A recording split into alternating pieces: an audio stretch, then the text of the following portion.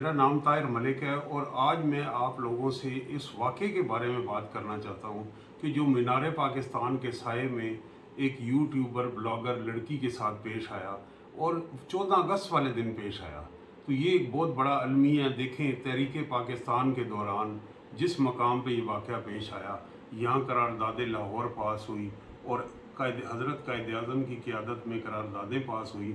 उस जलसे में भी ख़वातीन मौजूद थीं और लाहौर की तारीख़ का उस वक्त की आबादी के लिहाज से वो बहुत बड़ा जलसा था, लेकिन किसी औरत की इज़्ज़त और हुर्मत गैर महफूज नहीं हुई। कायद आज़म स्टेज पे बैठे थे तो आज हम इतने गिर गए हैं कि 1947-40 के बाद अब ये वाक़या मीनार पाकिस्तान के साए तले जो हुआ है वो कायद आज़म मोहम्मद अली जिन्ना की रूह को शर्मा रहा है। और ये कहूँ कि ये हमारे माशरे का अखलाकी इनेतात है।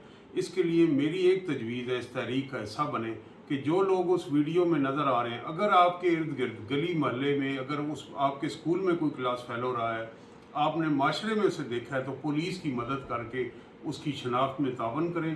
2011 में बरतानिया में 2500 के करीब इसी तरह के हजूम ने दुकानें लूट ली थी। तो अगले दिन बरतानवी वज़ीर आज़म डेविड कैमरून ने कौम से दर्दमंद अपील की।